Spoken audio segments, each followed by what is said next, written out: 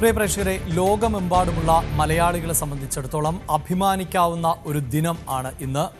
ആദ്യമായി തന്നെ ഒരു മലയാളി ബഹിരാകാശ യാത്രയ്ക്ക് തയ്യാറെടുക്കുകയാണ്. പൂർണ്ണമായും മലയാളി എന്ന് അവകാശപ്പെടാൻ പറ്റില്ല, എന്നാൽ പാതി മലയാളി എന്ന് തന്നെ അവകാശപ്പെടാൻ പറ്റുന്ന ഡോക്ടർ അനിൽ മേനോൻ ആണ് ബഹിരാകാശത്തേക്ക് യാത്ര തിരിക്കുന്നത്. അദ്ദേഹത്തിൻ്റെ വേരുകൾ ഉള്ളത് കേരളത്തിലെ പാലക്കാട് ഒറ്റപ്പാലം എന്ന് പറയുന്ന പ്രദേശത്ത് അടക്കം ആണ് എന്നതാണ് നമുക്ക് പറയാനുള്ളത്. അദ്ദേഹത്തിൻ്റെ പിതാവ് ഈ ഒറ്റപ്പാലം സ്വദേശിയാണ്, പക്ഷേ അമ്മ വിദേശിയാണ്. മാത്രവുമല്ല, അനിൽ മേനോൻ ജനിച്ചതും വളർന്നതും പഠിച്ചതുമെല്ലാം അമേരിക്കയിലാണ്. അതോടൊപ്പം തന്നെ അദ്ദേഹം ചെറുപ്പകാലം മുതൽ ഇത്തരം അഡ്വഞ്ചർ, അതായത് സാഹസികത കൂടുതൽ ഇഷ്ടപ്പെട്ട ആളാണ്. അതോടൊപ്പം തന്നെ അമേരിക്കൻ സേനയുടെ ഭാഗമായിരുന്നു. അങ്ങനെയാണ് അദ്ദേഹം പിന്നീട് ഒരു സ്വകാര്യ സ്പേസ് സെന്ററുമായി ചേർന്ന് പ്രവർത്തിക്കുകയും ഒടുവിൽ നാസയുടെ ഭാഗമാവുകയും അങ്ങനെ കഠിനമായ പരിശീലനത്തിന് ശേഷം അദ്ദേഹം ഇന്ന് യാത്ര തിരിക്കുകയാണ് ബഹിരാകാശത്തേക്ക്. അപ്പോൾ സ്വാഭാവികമായും നമ്മൾ മലയാളികളെ സംബന്ധിച്ചിടത്തോളം ഇന്നത്തെ ദിനം അഭിമാനകരമാണ്. എന്താണ് ഈ ബഹിരാകാശ ദൗത്യം, എന്തൊക്കെയാണ് അതിലൂടെ കണ്ടെത്താൻ പോകുന്നത് എന്നതാണ് നമ്മൾ വിശദമായി പരിശോധിക്കുന്നത്. എന്താണെങ്കിലും ഈ ചരിത്ര നേട്ടത്തിലേക്ക് ഇപ്പോൾ അനിൽ മേനോൻ എത്തിയിരിക്കുന്നു. ഏറെ തയ്യാറെടുപ്പുകൾ അദ്ദേഹം നടത്തിയിട്ടുണ്ട്. വർഷങ്ങൾ നീണ്ട പ്രയത്നത്തിന് ഒടുവിൽ ആണ് അനിൽ മേനോൻ ഈ ബഹിരാകാശത്തേക്ക് കുതിക്കാൻ ഒരുങ്ങുന്നത്. അങ്ങനെ ബഹിരാകാശം താണ്ടുന്ന ആദ്യത്തെ മലയാളിയായി അനിൽ മേനോൻ മാറുകയാണ്. ഈ ദൗത്യത്തിന് നേതൃത്വം നൽകുന്നത് റഷ്യൻ ബഹിരാകാശ ഏജൻസിയായിട്ടുള്ള റോസ്കോസ്മോസ് ആണ് എന്നതാണ് എടുത്തു പറയേണ്ടത്. ഒരുപക്ഷെ നമുക്കറിയാം, ഈ ബഹിരാകാശ രംഗത്ത് സോവിയറ്റ് യൂണിയന്റെ കാലഘട്ടം മുതൽ തന്നെ വലിയ ആധിപത്യം പുലർത്തുന്നത് റഷ്യയാണ്, അല്ലെങ്കിൽ സോവിയറ്റ് യൂണിയൻ ആയിരുന്നു എന്നത് നമുക്കറിയാം. അവരിപ്പോഴും ഒട്ടേറെ പരീക്ഷണങ്ങൾ നടത്തിക്കൊണ്ടിരിക്കുകയാണ്. നിലവിൽ തന്നെ ഈ ബഹിരാകാശത്ത് അവരുടെ നിരവധിയായ ശാസ്ത്രജ്ഞർ, ബഹിരാകാശ സഞ്ചാരികളൊക്കെ തുടരുന്നുമുണ്ട്. പരീക്ഷണം നടന്നുകൊണ്ടേ ഇരിക്കുകയാണ്. ആ സംഘത്തോടൊപ്പം ചേരുന്നതിന് വേണ്ടിയാണ് ഇപ്പോൾ അനിൽ മേനോൻ ഉൾപ്പെടെയുള്ളവർ യാത്ര തിരിക്കുന്നത്. റോസ്കോസ്മോസ് എന്ന ഏജൻസി, അതായത് സ്പേസ് ഏജൻസിയുടെ നേതൃത്വത്തിൽ നടക്കുന്ന ദൗത്യത്തിന്റെ ഭാഗമായാണ് അനിൽ മേനോൻ ബഹിരാകാശത്തേക്ക് പുറപ്പെടുകയും ചെയ്യുന്നത്. ഇതാ ഈ ചരിത്രപരമായ ഒരു മുഹൂർത്തം, അല്ലെങ്കിൽ ചരിത്ര നിമിഷം എന്നത് ഇന്ന് ഇന്ത്യൻ സമയം രാത്രി 8:17 ആണ് എന്നുള്ളതാണ്. ഇത് ഇന്ത്യൻ സമയമാണ്, കാരണം ഈ യാത്ര നടക്കുന്നത് ഇന്ത്യയിൽ നിന്നല്ല എന്ന് നമുക്കറിയാം. യാത്ര നടത്തുന്നത് സോയൂസ് 2.1A എന്ന റോക്കറ്റിൽ ആണ്. അതായത് സോയൂസ് പേടകത്തിൽ ആണ് ഇപ്പോൾ 8:17 അനിൽ ഉൾപ്പെടെയുള്ളവർ യാത്ര തിരിക്കാൻ പോകുന്നത്. ആ പേടകം വഹിക്കുന്ന ഏറ്റവും വിശ്വാസകരമാകുന്ന ഒരു റോക്കറ്റ് എന്ന് തന്നെ നമുക്ക് സോയൂസ് 2.1A വിശേഷിപ്പിക്കാം. ഈ റോക്കറ്റിന്റെ ദൗത്യം എന്നത് ഈ പേടകത്തെ ഭൂമിയുടെ ഭ്രമണപഥത്തിൽ നിന്ന് മുകളിലേക്ക് ഉയർത്തി ഈ ഉപഗ്രഹത്തിലേക്ക് എത്തിക്കുക എന്നുള്ളതാണ്. അങ്ങനെ ഏതാണ്ട് 6 മിനിറ്റ് സമയം ആണ്, അതായത് ഭൂമിയുടെ ഭ്രമണപഥത്തിൽ നിന്ന് മുകളിലേക്ക് എത്താൻ വേണ്ടി എടുക്കുന്നത് എന്നുള്ളതാണ് ഇപ്പോൾ പുറത്തുവരുന്ന വിവരം. അതിനുശേഷം പിന്നീട് ഭ്രമണപഥത്തിന് പുറത്തെത്തി ഈ ബഹിരാകാശ കേന്ദ്രത്തിലേക്ക് എത്തുന്നതിന് ഏതാണ്ട് 3 മണിക്കൂറുകൾ കൂടി വേണ്ടിവരും എന്നുള്ളതാണ് വിവരങ്ങൾ. അങ്ങനെ സോയൂസ് പേടകത്തിൽ ആണ് യാത്ര തിരിക്കുന്നത്. ഇതോടൊപ്പം തന്നെ എടുത്തു പറയേണ്ടത്, അനിൽ മേനോൻ ഒറ്റയ്ക്കല്ല ഈ യാത്ര നടത്തുന്നത്. അടുത്ത കാലങ്ങളിലെല്ലാം നടന്നിട്ടുള്ള ഇത്തരം ബഹിരാകാശ യാത്രകളിൽ 3 പേരെയാണ് പലപ്പോഴും ഉൾക്കൊള്ളിക്കുക എന്നുള്ളതാണ്. ഈ യാത്രയിൽ ഉള്ളത് മറ്റ് 2 റഷ്യൻ ബഹിരാകാശ യാത്രികർ കൂടിയാണ് എന്നതാണ് എടുത്തു പറയേണ്ടത്. അതിൽ പ്യോത്തർ ഡിബ്രോവും ഒപ്പം അന്ന കിക്കിനെയും ആണ് ഉള്ളത്. അതിൽ പ്യോത്തർ ഡിബ്രോവ് ആണ് ഈ ഓപ്പറേഷന്റെ ഒരു കമാൻഡർ, അല്ലെങ്കിൽ ഈ യാത്ര നയിക്കുന്നത് എന്നതാണ് എടുത്തു പറയേണ്ടത്. ഇനി വിക്ഷേപണവുമായി ബന്ധപ്പെട്ട മറ്റു വിശദാംശങ്ങളിലേക്ക് പോകുമ്പോൾ, ഈ വിക്ഷേപണം നടക്കുന്നത് കസാക്കിസ്ഥാനിലെ ബൈക്കന്നൂർ കോസ്മോഡ്രോമിൽ ആണ് എന്നതാണ്. അതായത് കസാക്കിസ്ഥാനിലെ ഈ ബൈക്കന്നൂർ എന്ന് പറയുന്ന വിക്ഷേപണ കേന്ദ്രം, അതാണ് ലോകത്തിലെ തന്നെ ഏറ്റവും വിശ്വാസ്യത ഏറിയിട്ടുള്ള ഒരു വിക്ഷേപണ കേന്ദ്രം എന്ന് നമുക്ക് പറയാം. ഇവിടെ എടുത്തു പറയേണ്ടത്, കസാക്കിസ്ഥാനിൽ ആണ് ഈ വിക്ഷേപണ കേന്ദ്രം എങ്കിൽ പോലും ഇതിൻ്റെ പൂർണ്ണമായ നിയന്ത്രണം റഷ്യയുടെ കൈകളിൽ ആണ്. റഷ്യയാണ് അവിടുത്തെ മുഴുവൻ കാര്യങ്ങളും നിശ്ചയിക്കുന്നത്.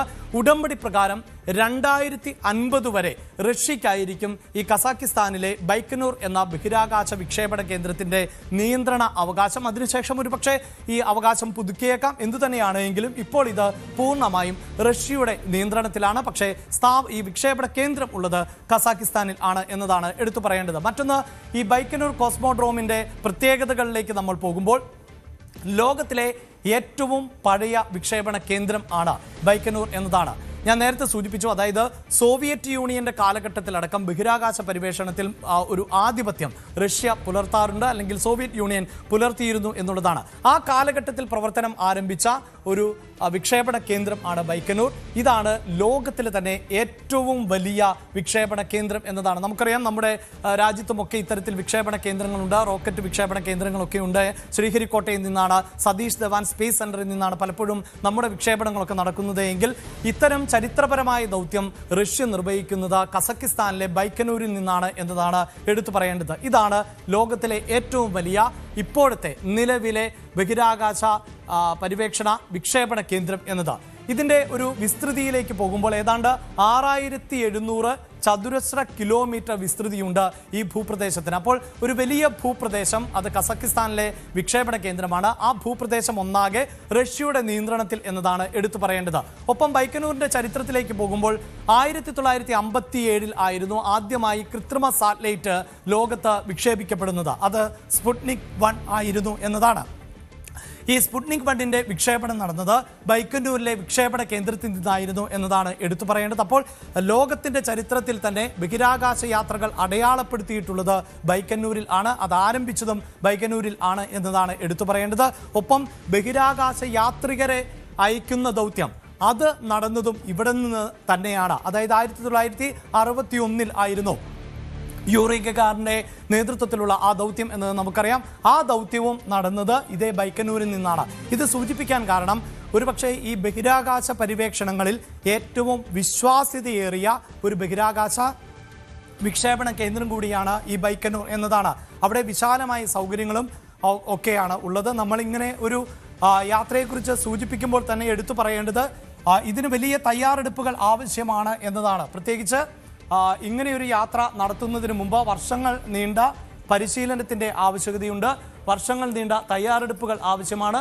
അങ്ങനെയുള്ള തയ്യാറെടുപ്പുകൾക്ക് ശേഷം മാത്രമേ ഈ പദ്ധതിയുമായി മുന്നോട്ട് പോകാൻ സാധിക്കുകയുള്ളൂ. ബൈക്കന്നൂരിൽ തന്നെ ഇതുമായി ബന്ധപ്പെട്ട് ഒട്ടേറെ കേന്ദ്രങ്ങൾ പ്രവർത്തിക്കുന്നുണ്ട്. അതായത് ഞാൻ സൂചിപ്പിച്ചു കഴിഞ്ഞു, ഏതാണ്ട് 2 വർഷമായി കസാക്കിസ്ഥാൻ ഉൾപ്പെടുന്ന ഈ പ്രദേശത്ത് തയ്യാറെടുപ്പുകൾ തുടർന്നുകൊണ്ടിരിക്കുന്ന ഒരു സാഹചര്യമുണ്ട്. വെറുതെ ഒരു യാത്രയല്ല ഈ യാത്രികർ നടത്തുന്നത്. അവരുടെ ആരോഗ്യം, അതുപോലെ ദിവസങ്ങളോളം നീളുന്ന ക്വാറന്റൈൻ, അങ്ങനെയൊക്കെയുള്ള സംവിധാനങ്ങളിലൂടെ കൃത്യമായ തയ്യാറെടുപ്പിലൂടെ മാത്രമാണ് ഈ യാത്ര നടക്കുക എന്നതാണ്. ഇനി നമ്മൾ മറ്റു വിശദാംശങ്ങളിലേക്ക് പോകുമ്പോൾ, അതായത് ഈ സോയൂസ് പേടകം ആണ് യാത്രയ്ക്ക് വേണ്ടി ഉപയോഗിക്കുന്നത് എന്ന് ഞാൻ സൂചിപ്പിച്ചു കഴിഞ്ഞു. ആ സോയൂസ് പേടകത്തിന് തന്നെ 3 ഭാഗങ്ങൾ ആണ് ഉള്ളത്. അതിൽ തന്നെ ഓർബിറ്റൽ മൊഡ്യൂൾ ഉണ്ട്, ഡിസെന്റ് മൊഡ്യൂൾ ഉണ്ട്, സർവീസ് മൊഡ്യൂൾ ഉണ്ട്.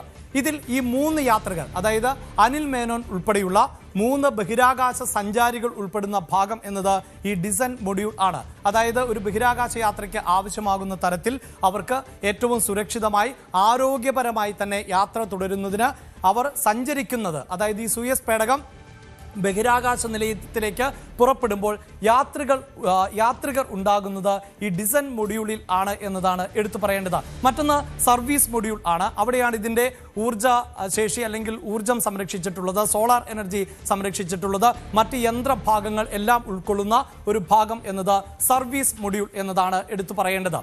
ഇനി ഇതാ നമ്മൾ മറ്റ് നടപടിക്രമങ്ങളിലേക്ക്, അതായത് നമ്മൾ സൂചിപ്പിച്ചു ഇന്ത്യൻ സമയം രാത്രി 8:17 ആണ് ഈ ബഹിരാകാശ നിലയത്തിലേക്കുള്ള യാത്ര ആരംഭിക്കുക. അവിടെ സോയൂസ് റോക്കറ്റ് വിക്ഷേപിക്കുന്നു. സോയൂസ് പേടകത്തിൽ ഈ യാത്രികർ സുരക്ഷിതരായി യാത്ര തിരിക്കുന്നു. അങ്ങനെ ഏതാണ്ട് 6 മിനിറ്റ് കൊണ്ട് ഇവർ ഭൂമിയുടെ ഉപരിതലത്തിന് പുറത്തേക്കെത്തും. പിന്നീട് നമുക്കറിയാം കിലോമീറ്ററുകൾ സഞ്ചരിച്ചാണ്, 420ഓളം കിലോമീറ്ററുകൾ. അത് നേരെ ഉള്ള പാതയല്ല, അതൊരു ചംക്രമണ രീതിയിൽ ആണ് ഈ ഭൗമോപരിതലത്തിൽ നിന്ന് പിന്നീട് ഈ കേന്ദ്രത്തിലേക്ക്, ബഹിരാകാശ നിലയത്തിലേക്കുള്ള യാത്ര എന്നത്. അതിന് 3 മണിക്കൂർ ആണ് വേണ്ടിവരുന്നത്. അപ്പോൾ 8:17 പുറപ്പെടുന്ന വാഹനത്തിൽ നിന്ന് സോയൂസ് പേടകം ഏതാണ്ട് രാത്രി 11:30 കൂടിയാണ് ബഹിരാകാശ നിലയത്തിലേക്ക് പ്രവേശിക്കുന്നതിനുള്ള നടപടികൾ ആരംഭിക്കുന്നത്. പ്രിയ പ്രേക്ഷകരെ, വളരെ സങ്കീർണമാകുന്ന നടപടിക്രമങ്ങൾ ആണിത് എന്നതാണ് എടുത്തു പറയേണ്ടത്. വലിയ അപകട സാധ്യതയുള്ള നടപടിക്രമങ്ങളാണ്. അത്തരം അപകട സാധ്യതകൾ എല്ലാം ഒഴിവാക്കിക്കൊണ്ട് വേണം ഈ ഡോക്കിംഗ് എന്ന പ്രക്രിയയുടെ ഭാഗമാകാൻ. അങ്ങനെ ഈ ബഹിരാകാശ നിലയത്തിൻ്റെ, അതായത് നേരത്തെ തന്നെ ഞാൻ സൂചിപ്പിച്ചു, ഇപ്പോൾ തന്നെ പ്രവർത്തിച്ചു കൊണ്ടിരിക്കുന്ന ഒരു ബഹിരാകാശ നിലയമാണ്. ആ ബഹിരാകാശ നിലയത്തിൽ ഏതാണ്ട് 7 സഞ്ചാരികൾ ആണ് ഇപ്പോൾ തന്നെ, ബഹിരാകാശ യാത്രികർ ഇപ്പോൾ തന്നെ ആ പേടകത്തിൽ ഉണ്ട്, അല്ലെങ്കിൽ ആ ബഹിരാകാശ നിലയത്തിലുണ്ട്. അവിടേക്കാണ് അനിൽ മേനോൻ അടക്കമുള്ള 3 പേർ എത്തുന്നത്. അപ്പോൾ അവരെ സ്വീകരിക്കുക, ഒരു തരത്തിൽ പറഞ്ഞാൽ ഒരു പ്രവേശന കവാടം തുറന്നു നൽകുക, ഒരു മുറി ഡോർ ഓപ്പൺ ചെയ്യുന്നത് പോലെ എന്ന് നമുക്ക് സാങ്കേതികമായി ഇതിനെ പറയാം. അതായത് സെനിത് കവാടവുമായി ബന്ധിപ്പിക്കപ്പെടുന്ന സമയം അത് ഏതാണ്ട് 3 മണിക്കൂറിന് ശേഷം എന്നുള്ളതാണ്. രാത്രി 11:30 കൂടിയാണ് ഇന്ത്യൻ സമയം എന്നത്. അതിനുശേഷം നടക്കുന്ന മറ്റൊരു പ്രക്രിയയാണ് ഹാച്ചിങ് എന്നത്. അത് പുലർച്ചെ 1 മണിയോട് കൂടിയാണ് നടക്കുക എന്നുള്ളതാണ്. അതായത് സോയിസ് പേടകം ഈ ബഹിരാകാശ നിലയത്തിന്റെ പ്രവേശന കവാടത്തിൽ എത്തുകയും ആ പ്രവേശന കവാടം തുറന്നുകൊണ്ട് ആ പ്രവേശന കവാടത്തിനകത്തേക്ക് യാത്രികർക്ക് കയറാൻ പറ്റുന്ന പരസ്പരം ബന്ധിപ്പിക്കപ്പെടുന്ന ഒരു പ്രോസസ്സിനെയാണ് നമ്മൾ ഹാച്ചിങ് എന്ന് പറയുന്നത്. ഏതാണ്ട് പുലർച്ചെ 1 മണിയോടുകൂടി ഇന്ത്യൻ സമയം പുലർച്ചെ 1 മണിയോടുകൂടിയാണ് ഈ ഹാച്ചിങ് നടന്ന് ബഹിരാകാശ നിലയത്തിന്റെ ഡോറുകൾ ഓപ്പൺ ചെയ്യുന്ന അല്ലെങ്കിൽ അതിന്റെ സെനിത് വാതിലുകൾ തുറക്കുന്ന ഒരു സാഹചര്യം ഉണ്ടാകുന്നത്. ഏതാണ്ട് അരമണിക്കൂറിനകം തന്നെ ഈ ബഹിരാകാശ നിലയത്തിലേക്ക് ഈ സഞ്ചാരികൾക്ക് കയറാൻ സാധിക്കും എന്നുള്ളതാണ്. അവിടെ ഓർക്കുക, ഞാൻ സൂചിപ്പിച്ചു കഴിഞ്ഞു, വർഷങ്ങൾ നീണ്ട പരിശീലനം ഉണ്ട്, തയ്യാറെടുപ്പുകളുണ്ട്. ബഹിരാകാശത്തേക്ക് യാത്ര ചെയ്യുമ്പോൾ മനുഷ്യ ശരീരത്തിൽ വലിയ തോതിലുള്ള മാറ്റങ്ങൾ ഉണ്ടാകും. നമ്മളൊരു വിമാനത്തിൽ തന്നെ സഞ്ചരിക്കുമ്പോൾ നമ്മുടെ ശരീരത്തിനകത്ത് വലിയ മാറ്റങ്ങൾ ഉണ്ടാകും എന്നത് നമുക്കറിയാം. അതിലേറെ സങ്കീർണമാകുന്ന ശാരീരികമായ ബുദ്ധിമുട്ടുകളൊക്കെ ഉണ്ടാകും. അതുകൊണ്ട് തന്നെ ബഹിരാകാശ നിലയത്തിലേക്ക് പ്രവേശിക്കുമ്പോഴും അതിനുള്ള തയ്യാറെടുപ്പുകൾ ഏറെ ഉണ്ട്. ആ തയ്യാറെടുപ്പുകൾക്ക് ശേഷമാണ് ഈ 3 അംഗ സംഘം ബഹിരാകാശ നിലയത്തിന് അകത്തേക്ക് പ്രവേശിക്കുക എന്നതാണ്. അങ്ങനെ അകത്തേക്ക് പ്രവേശിച്ചാൽ നിലവിൽ 7 യാത്രികർ ഉണ്ട്. ആ 7 യാത്രികരോടൊപ്പം ഇവർ 3 പേർ കൂടിയാകുമ്പോൾ ബഹിരാകാശ നിലയത്തിൽ 10 യാത്രികർ എന്ന നിലയിലേക്ക് എത്തും. അങ്ങനെ ഈ 10 യാത്രികൾ ആണ് പിന്നീട് എക്സ്പെഡിഷൻ 74 എന്ന ദൗത്യം. ആ ദൗത്യമാണിപ്പോൾ ഈ ബഹിരാകാശ നിലയത്തിൽ നടന്നുകൊണ്ടിരിക്കുന്നത്. ആ ദൗത്യത്തിന്റെ ഭാഗമായി നേരത്തെയും സഞ്ചാരികൾ പോയിട്ടുണ്ട്. അവർ ചിലരൊക്കെ മടങ്ങി വന്നു. അതിനുശേഷം വീണ്ടും സഞ്ചാരികൾ പോകുന്നു. അങ്ങനെയാണ് ഇപ്പോൾ ഈ പ്രോസസ്സ് നടക്കുന്നത്. നിലവിൽ അനിൽ മേനോൻ ഉൾപ്പെടുന്ന 3 അംഗ സംഘം അവിടെ എത്തിക്കഴിയുമ്പോൾ ഈ മാസം അവസാനത്തോടു കൂടി തന്നെ ഈ 10 പേരിൽ നിന്ന് 3 പേർ ഭൂമിയിലേക്ക് തിരിക്കും എന്നാണ് നമുക്ക് മനസ്സിലാക്കാൻ സാധിച്ചിട്ടുള്ളത്. അതിന്റെ സമയവും മറ്റുമൊക്കെ ഏറ്റവും അനുകൂലമാകുന്ന സാഹചര്യത്തിൽ ആയിരിക്കും നിശ്ചയിക്കുക. ഇനി എന്താണ് ഈ എക്സ്പെഡീഷൻ ദൗത്യം? അതായത് എന്തിനു വേണ്ടിയാണ് അനിൽ മേനോൻ ഉൾപ്പെടെ ഉള്ളവർ ഈ ബഹിരാകാശ നിലയത്തിലേക്ക് പോകുന്നത്?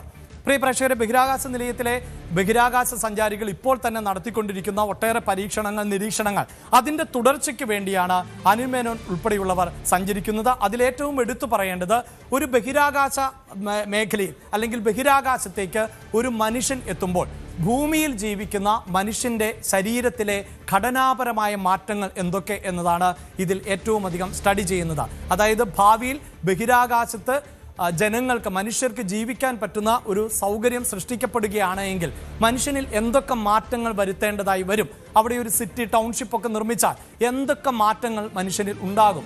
അതോടൊപ്പം തന്നെ മൈക്രോ ഗ്രാവിറ്റിയിലുള്ള നമ്മുടെ രക്തയോട്ടം, നമുക്കറിയാം നമ്മൾ ഭൂമിയിൽ ജീവിക്കുമ്പോൾ നമുക്ക് ഭൂഗുരുത്വം എന്നതുണ്ട്. അങ്ങനെയുള്ള ആ ഭൂഗുരുത്വത്തിൻ്റെ ഭാഗമായാണ് നമ്മൾ ഭൂമിയിൽ കാലുറച്ച് നിൽക്കുന്നത്.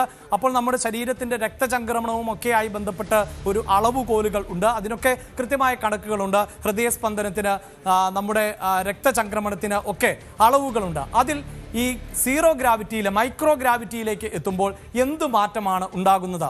ഒപ്പം നമ്മുടെ രക്തത്തിലെ തന്നെ വിവിധ ഘടകങ്ങൾ, ആ ഘടകങ്ങളിൽ എന്ത് മാറ്റമുണ്ടാകും?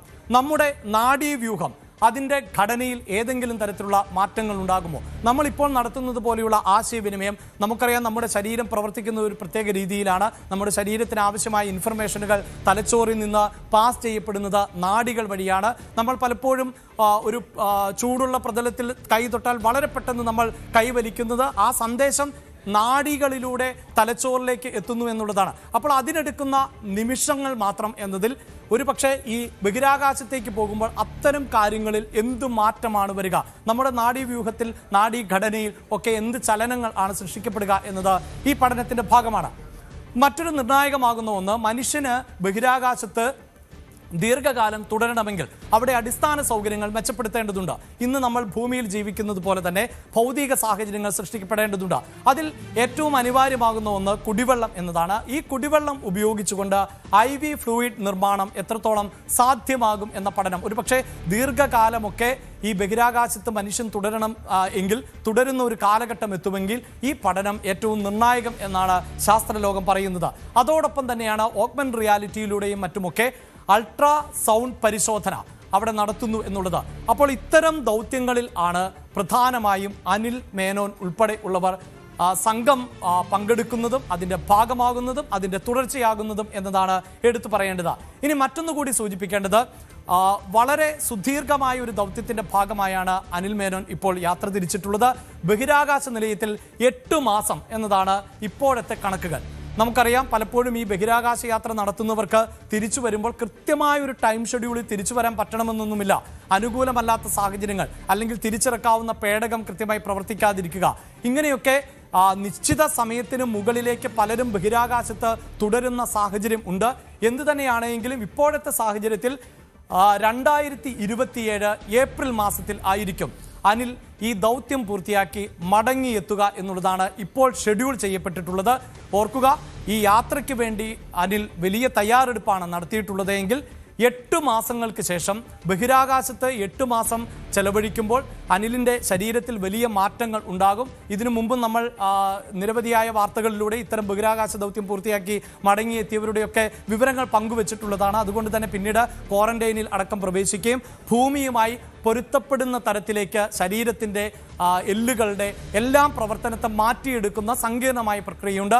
അതിനുശേഷമായിരിക്കും 8 മാസങ്ങൾക്ക് ശേഷം ഭൂമിയിലേക്ക് തിരികെ എത്തിയെങ്കിലും ഒരു പക്ഷേ പുറം ലോകത്തേക്ക് മടങ്ങി വരണമെങ്കിൽ വീണ്ടും മാസങ്ങൾ പിന്നിട്ടേക്കാം. അങ്ങനെ ഉള്ള ഒരു ചരിത്ര ദൗത്യത്തിൻ്റെ ഭാഗമായാണ് പാതി മലയാളിയായ അനിൽ യാത്ര തിരിക്കുന്നത്. വിജയകരമായി ഈ ദൗത്യം പൂർത്തിയാക്കാൻ അനിലിനും സംഘത്തിനും സാധിക്കട്ടെ എന്ന് നമുക്ക് ആശംസിക്കാം.